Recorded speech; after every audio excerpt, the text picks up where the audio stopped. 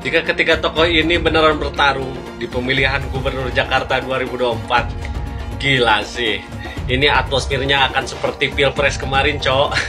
Anies saat ini sedang mempertimbangkan apakah dirinya akan maju lagi atau tidak di Pilgub Jakarta. Dan jika maju lagi, kemungkinan lawannya adalah Ridwan Kamil dan Ahok. Pengamat politik menilai lawan terberat Anies saat ini adalah Ridwan Kamil. Itu pun jika RK mendapat restu dari Partai Golkar untuk maju di Pilgub Jakarta. Sementara itu untuk Ahok, pengamat sampai saat ini belum melihat apakah Ahok ini akan menjadi pesaing kuat untuk Anies Baswedan di Pilkada nanti. Karena sebelumnya di Pilgub 2017, Ahok kalah oleh Anies. Coba perhatikan, ketika tokoh ini adalah representasi dari Pilpres kemarin. Anies misal diusung oleh Koalisi Perubahan lagi, Ridwan Kamil diusung oleh Koalisi Prabowo kemarin, dan Ahok diusung oleh PDI Perjuangan. Nah, jika ini beneran terjadi, kamu pilih mana? Anies, Ridwan Kamil, atau Ahok? Tentukan pilihanmu di kolom komentar. Jangan lupa follow, like, comment, and share sebanyak mungkin. Tadinya sih ada rencana Kaesang, putra bungsu Jokowi, akan ikut bertanding di Jakarta. Tetapi sesudah disurvei, cuma dapat 1% doang. Dan akhirnya melipirlah ke Jawa Tengah karena di sana peluangnya Kaesang mungkin lebih besar. Anies jelas mengincar posisi calon presiden di 2029 dan itu hanya bisa dia lakukan ketika dia menjadi gubernur Jakarta. Dan itulah kenapa Anies Baswedan berani turun pangkat dari calon presiden menjadi calon gubernur meski disoraki oleh banyak orang. Di mana dia nanti akan menari di panggung besar untuk tetap mempertahankan popularitasnya. Bahkan kalau perlu menaikkan namanya supaya lebih terkenal. Lawan Anies dalam akrobat politik itu cuman Ahok. Dua mantan lawan di Pilgub DKI 2017 ini tetap menjadi magnet yang kuat di dalam survei siapa yang layak untuk memimpin Jakarta. Anies sementara ini didukung oleh 3 partai untuk maju menjadi calon gubernur di Jakarta, yaitu PKS, PKB, dan Nasdem.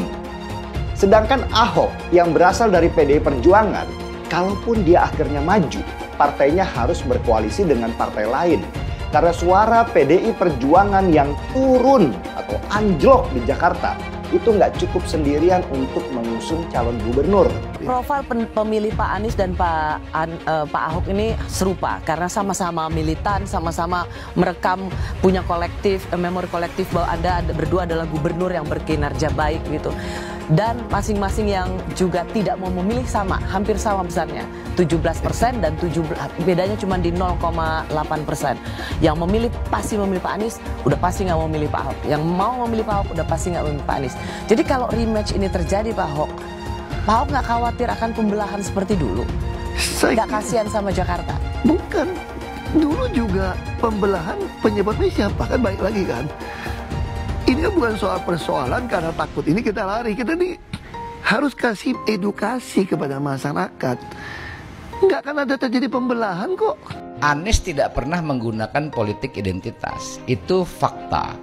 Jadi yang menggunakan politik identitas yang pertama kali itu adalah Ahok. Nggak boleh, silakan buka. Maksudnya gini, saya ini minoritas 3 kali. Kan disebutkan Ahok itu kan. Saya Cina, saya Kristen, saya orang dari Sumatera, minoritas 3 kali. Jadi yang mengangkat isu-isu identitas ini justru Ahok. Jadi sebenarnya yang harus kita teliti kalau secara faktual, kenapa Ahok mengangkat isu politik identitas? Dia ingin mengkapitalisasi keminoritasan itu supaya memunculkan sentimentasi positif terhadap dirinya. Dan dia playing victim terus. Yang nggak bisa dia kontrol kata-katanya, yang membuat dia terpleset dalam permainan itu. Dan itu terbukti, dia selalu mengglorifikasi, mendengungkan bahwa dia minoritas. Itu selalu ada itu.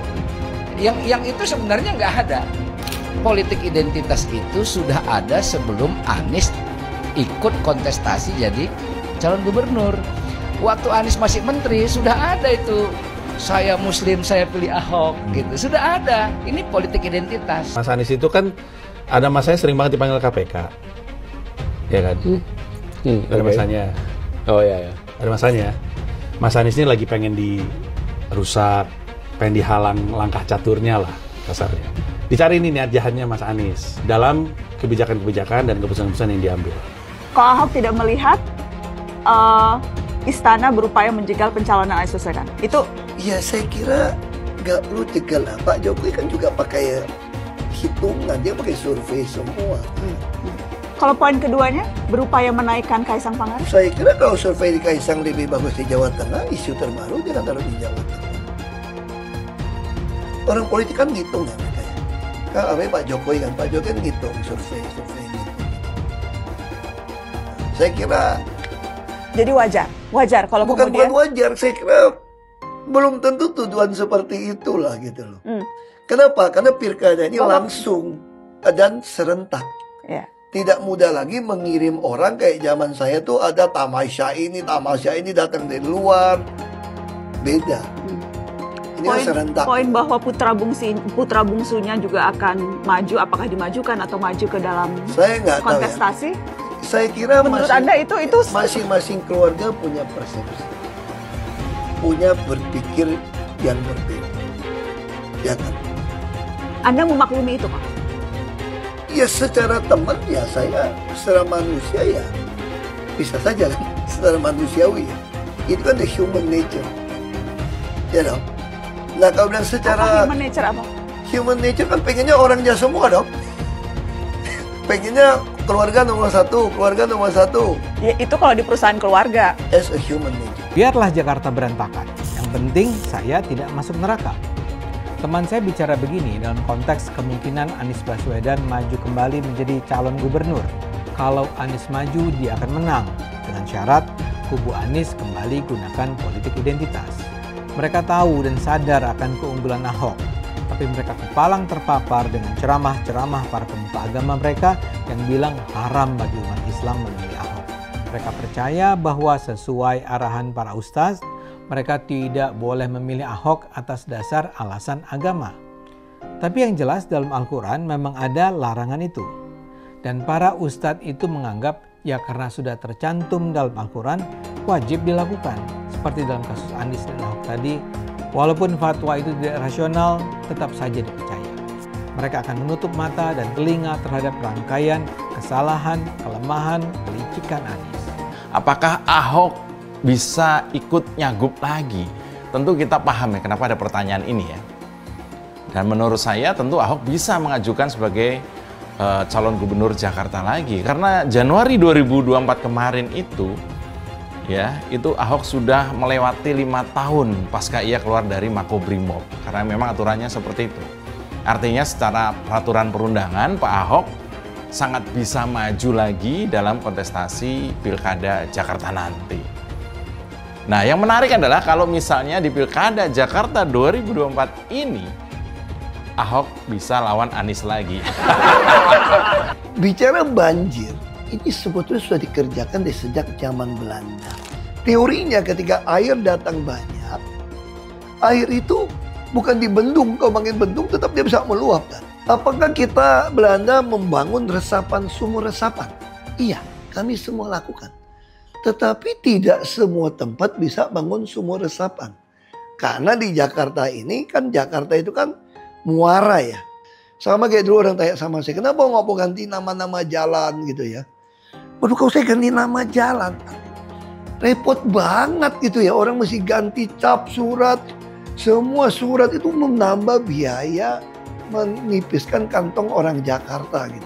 Kita fokus saja lah apa yang membuat perut kenyang warga Jakarta, pikirannya tenang, otaknya penuh gitu ya, sama dompetnya penuh. Itu aja kita fokus.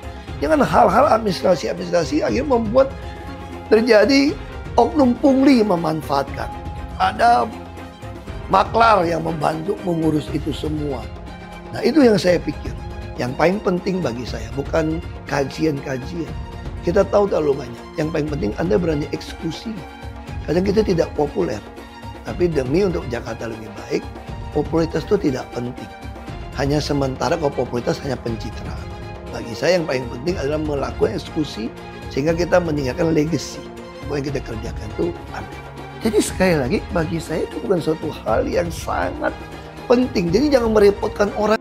Surat terbuka untuk Pak Prabowo Subianto. Terserah Bapak mau ngasih kursi ke siapa aja kecuali Anies Baswedan. Ora oleh, pokoknya fik ora debat. Ora oleh. Aku demo ning sosmed sampai Anies Baswedan masuk kabinet sampean. Ingatlah Pak, perjuangan kami ini, pendukungmu. Rakyat yang mencintaimu, ojo sampai kami kecewa melihatmu memasukkan si manis-manis kui ke dalam kabinet. Ora iso. Ora oleh, pokoknya. Saya Prabowo menang, mendingan pindah agama aja, udah itu aja. Oke Mas, ada satu kata terakhir Mas? Ada. Lawan gitu. Yang percaya Prabowo menang, pindah agama. Agamaku Islam, dia nggak percaya. Oke. Silakan datang Jokowi. Saya mau ketemu sama Anda. Saya tidak takut ke Anda ini presiden. Bukan presiden, tukang sapu kok.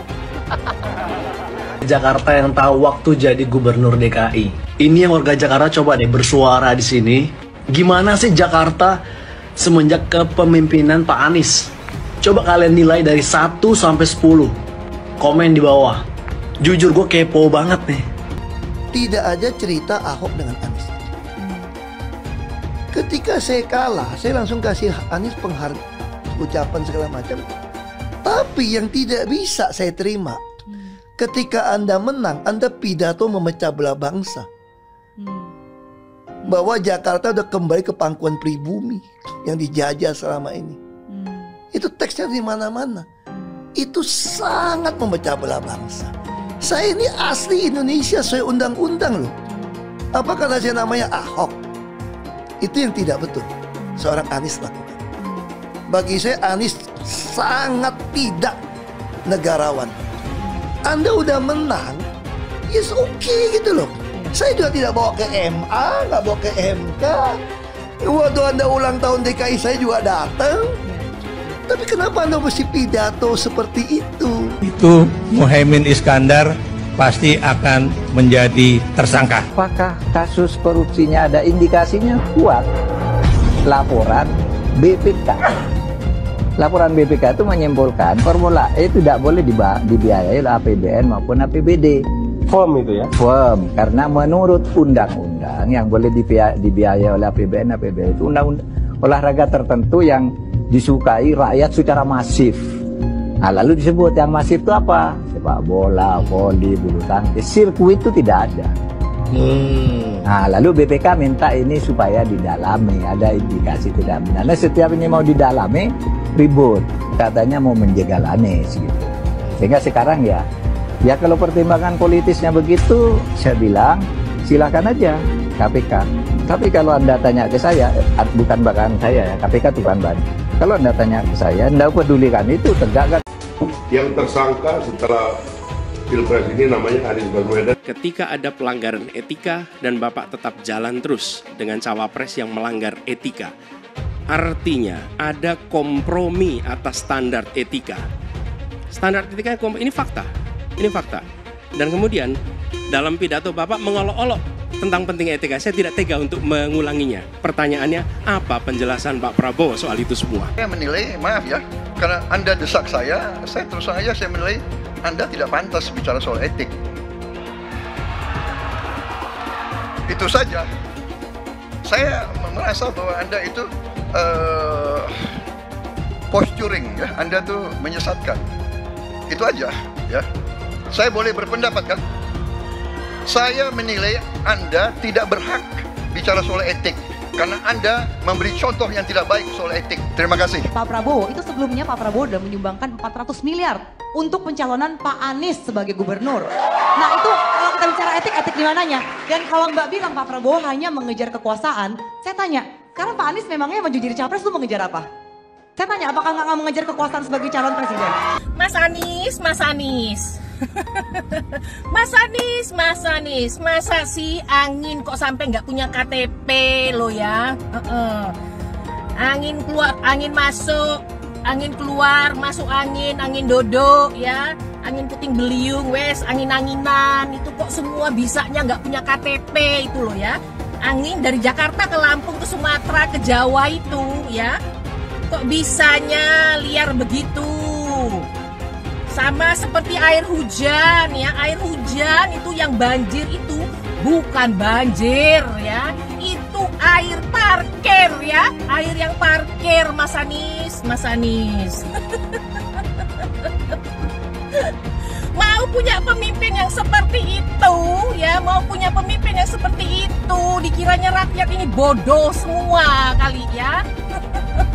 Air hujan jatuh ke bumi, nggak boleh masuk gorong-gorong. Yang banjir itu bukan banjir, itu parkir, Mas Anies, Mas Anies. Mas Anies pernah jadi gubernur 5 tahun di DKI. DKI menerima indeks polusi tertinggi di dunia. Bagaimana dengan anggaran 80T, Pak Anies sebagai gubernur tidak dapat berbuat sesuatu yang berarti untuk mengurangi polusi. Terima kasih. Polusi udara tak punya KTP, angin tak ada KTP-nya. Angin itu bergerak dari sana sini. Ketika polutan yang muncul dari pembangkit listrik tenaga uap mengalir ke Jakarta, maka Jakarta punya indikator, karena itu Jakarta mengatakan ada polusi udara. Ya susah kalau kita menyalahkan angin dari mana saja ya. Kalau kita dengan gampang menyalahkan angin, hujan, dan sebagainya, ya mungkin tidak perlu ada pemerintahan kalau begitu. Ya. Apa yang bisa diharapkan dari Anies? Nggak ada. Jakarta amburadul, mimpin Jakarta aja amburadul, apalagi mimpin Indonesia. Anies itu perbual. Kayak mana apa karena perbual itu? Pembohong. Pembohong itu Anies itu. Gak usah dengar itu.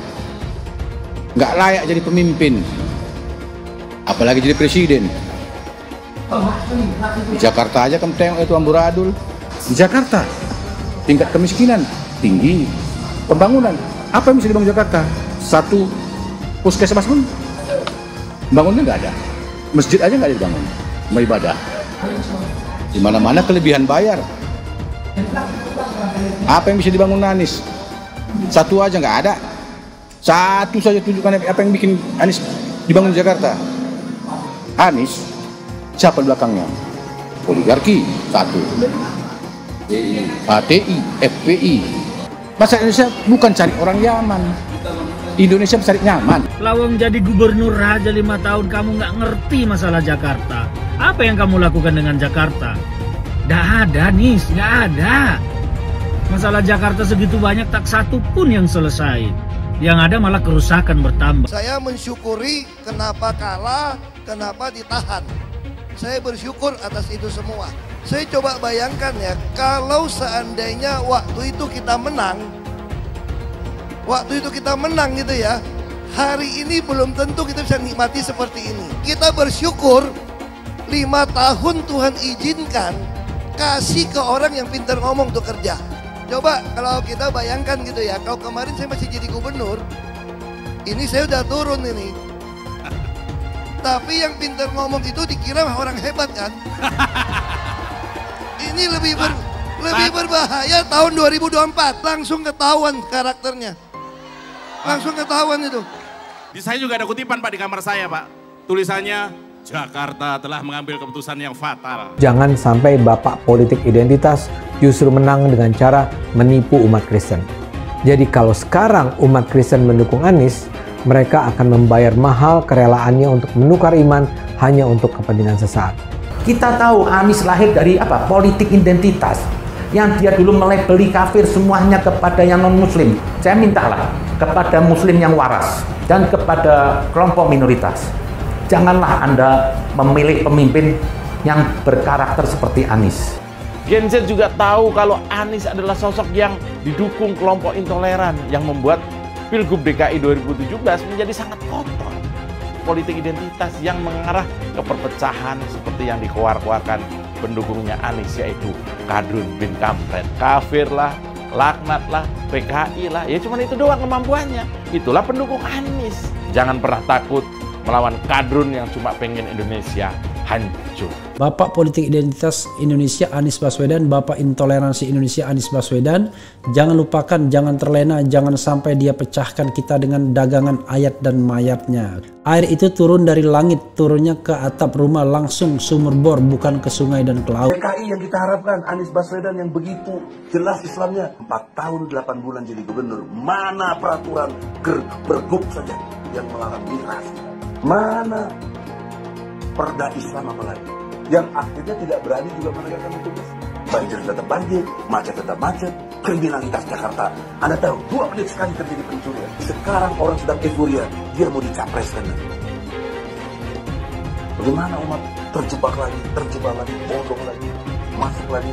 Kalau misalnya memang Anies itu mau maju dan dia tekad mau menegakkan hukum Islam dan menyatakan perlawanan, saya penuh. Tapi dia tidak lakukan itu. Dulu janjinya apa ya? Dan ini aneh, betul-betul aneh. Ini bukan kampanye, tapi saya sampaikan sini.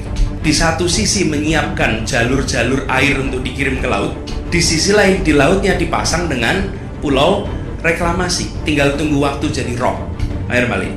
Dan ini melawan sunatullah. Kenapa? Air itu turun dari langit ke bumi, bukan ke laut. Harusnya dimasukkan ke dalam bumi, masukkan tanah. Di seluruh dunia air jatuh itu dimasukkan ke tanah, bukan dialirkan pakai gorong-gorong raksasa ke laut. Jakarta telah mengambil keputusan yang fatal. Bukan banjir, itu memang parkir air. Bukan banjir, itu memang parkir air. Masyarakat berkeliling dengan membawa toa untuk memberitahu semuanya, termasuk sirine. iPhone 82 miliar. Apa alat transportasi yang dimiliki oleh hampir setiap orang? Alat transportasi yang dimiliki semua orang adalah kaki. Kalau seandainya orang Jakarta percaya Pak Anies jadi gubernur pun, saya berani jamin kok dia akan lakukan normalisasi yang sama seperti saya lakukan kok. Gak usah bohong lah. Ketika air sampai di muara, maka siap untuk dipompa ke laut. Pancasila Soekarno, ketuhanan ada di pantai. Anak Tuhan dari mana? Kalau Yesus anak Tuhan, bidangnya siapa? Besok di seluruh wilayah Indonesia akan katakan dan Iblis hanya menggoda orang yang beriman. Makanya jarang-jarang orang kafir kerasukan setan. Yang kerasukan setan itu orang baik-baik. Jarang, saya belum pernah nengok Cina kerasukan setan. Pernahkah Ahok itu kerasukan setan? Enggak, setannya juga. Karena sesama setan jarang saling menggoda. Karena di salib itu ada jin kafir. Haleluya. Kepalanya ke kiri apa ke kanan?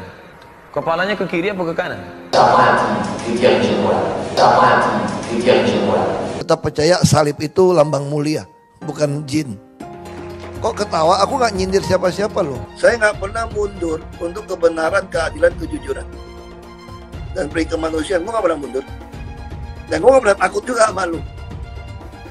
Siapapun yang rasis, gue akan hadapin. Karena rasis itu tidak berperi kemanusiaan. Kalau saya ditanya dulu kan, kamu nyesel nggak statement kamu di Pulau Seribu sehingga masih masuk penjara? Tidak pernah nyesel. Karena saya mengatakan kebenaran. Hai teman-teman, tahun ini adalah tahun yang bagus untuk trading di market kripto, terutama Bitcoin dan kripto lainnya. Teman-teman bisa gunakan kesempatan ini untuk mencari cuan dengan trading di market kripto. Untuk trading, teman-teman cukup registrasi dengan menggunakan link di kolom deskripsi, lalu deposit, tentukan apa yang ingin kalian tradingkan, lalu tekan tombol buy. Sesimpel itu. Untuk minimal deposit, cuma Rp400.000 saja. Kita tidak dikenakan fee sama sekali. Saat ini lagi ada promo spesial. Welcome bonus buat kamu yang register dan deposit. Teman-teman akan dapatkan 100% dari jumlah deposit pertama. Contohnya teman-teman deposit 1 juta, maka akan menjadi 2 juta. Karena welcome bonus 100% dari jumlah depositnya. Jika ada pertanyaan, teman-teman bisa hubungi WhatsApp di kolom deskripsi. Saya juga mau mengajak teman-teman untuk bergabung di komunitas trading yang ada di kolom deskripsi. Di sana saya akan memberikan sinyal trading yang bisa teman-teman ikuti. Seperti biasa, kalau kamu suka dengan video ini, jangan lupa komen, klik like, dan subscribe. Hai semua, dengan saya Jonas Leong. Terima kasih banyak buat kalian, penonton setia yang selalu menonton di channel ini. Saya secara personal sangat menghargai waktu kalian. Dan saya sudah menganggap kalian sebagai family karena kalian selalu support di channel ini. Bagi kalian yang selalu menuliskan opini kalian di kolom komen, saya baca komen kalian satu persatu. Saya baca komen kalian untuk mengetahui opini kalian, tanggapan kalian, dan masukan kalian sangat berguna untuk video selanjutnya. Terima kasih banyak buat kalian yang selalu menekan tombol like di awal video. Video seperti ini membutuhkan waktu dan juga research. Dan ini semua gratis untuk kalian. Jadi pastikan kalian menekan tombol like-nya, supaya saya mengetahui kalian menyukai konten yang saya bagikan. Kalau Pak Ahok yang jadi gubernur Jakarta, sesukses apapun dia, sepopuler apapun dia, Pak Ahok nggak bakalan jadi ancaman buat Pak Prabowo di Pilpres tahun 2029 nanti. Percaya nggak percaya, bisa jadi hitungan yang menyebutkan kalau Pak Prabowo lebih suka Pak Ahok, lebih suka Pak Basuki Cahayapurnama buat menjadi gubernur Jakarta, ada benarnya. Ini bisa jadi ya, istilahnya hitung-hitungan politiknya masuk. Bahkan bisa jadi membiarkan Pak Ahok memimpin Jakarta adalah pilihan terbaik buat Pak Prabowo dan Partai Gerindra. Nah, gimana? Gimana kalau menurut kalian soal hitung-hitungan politik ini? Buat kepentingan politik Pak Prabowo di tahun 2029 nanti dan juga kepentingan Partai Gerindra, supaya Pak Prabowo bisa terpilih lagi dan bisa memimpin Indonesia selama 10 tahun, bukan cuma 5 tahun saja, apalagi cuma 2 tahun saja. Makanya, membiarkan Pak Ahok memenangkan Pilgub Jakarta di bulan November nanti masih masuk akal. Faktor ras dan agama diyakini masih bakal menjadi hambatan besar buat Pak Ahok untuk bisa mentas ke arena pertarungan di Pilpres 2029. Di tingkat nasional, penolakan terhadap sosok seperti Pak Ahok masih tinggi. Lewat kalkulasi yang sama, lewat kalkulasi politik soal ancaman di Pilpres 2029, makanya masuk akal juga. Sangat logis juga kalau sekarang kita mendengar Pak Prabowo bakal menugaskan Gibran. Dia bakal menugaskan Wakil Presiden Gibran buat mengawasi dan menyelesaikan pembangunan IKN. Pembangunan Ibu Kota Nusantara di Kalimantan Timur sana. Berada jauh dari pusat keramaian politik dan minim prestasi, maka bisa dipastikan kalau nama Gibran secara perlahan juga bakal surut. Dan sangat bisa jadi dengan kemampuannya yang kita tahu memang sangat terbatas itu, sangat bisa jadi nanti Gibran pun bakal kesulitan buat menarik investasi besar ke IKN. Lewat manuver ini, dengan cara ini Gibran bakal berada jauh dari sorotan pemberitaan di Jakarta dan Pulau Jawa. Lalu, nah ini nih menariknya. Dengan jatah anggaran pembangunan IKN yang relatif minim, hanya sekitar 16 triliun per tahun, seperti yang pernah dibilang oleh Pak Prabowo dalam sebuah konferensi di Dubai, Uni Emirat Arab, maka bisa dipastikan Gibran nggak bakal bisa berbuat banyak dalam menuntaskan mimpi IKN dari ayahnya. Mimpi IKN dari Pak Jokowi. Jadi sekarang gimana? Apa kalian sudah mulai bisa meraba motif-motif di belakang layar yang mempengaruhi semua kejadian politik akhir-akhir ini? Makanya kalau sekarang Pak Jokowi harus terbang sendiri ke Abu Dhabi, ke ibu kota Uni Emirat Arab buat menemui sahabatnya Sheikh MBZ, buat meminta berinvestasi di IKN. Dan selain itu Pak Jokowi juga sudah kasih jaminan, Pak Jokowi sudah kasih payung peraturan kalau investor di IKN bisa mendapat HGU, dapat hak guna usaha sampai 190 tahun. Sangat bisa jadi kunjungan ke Uni Emirat Arab ini terpaksa dilakukan oleh Pak Jokowi buat membantu Gibran nantinya. Gimana? Sampai di sini, apa kalian makin paham? Kalau kepentingan politik Pak Prabowo sekarang ini udah jauh berbeda sama kepentingan politik keluarga Pak Jokowi. Gimana kalau menurut kalian soal hitung-hitungan politik ini? Dan satu lagi, yang juga menarik buat dibahas adalah masih beredarnya nama Pak Anies Baswedan di bursa calon gubernur Jakarta. Pertanyaannya, siapa yang menyokong masih eksisnya nama Pak Anies ini? Ada kepentingan apa di balik masih beredarnya nama Pak Anies? Kalau dilihat dari kepentingan Pak Pak Anies sebagai Gubernur Jakarta merupakan sebuah ancaman besar buat Pilpres 2029.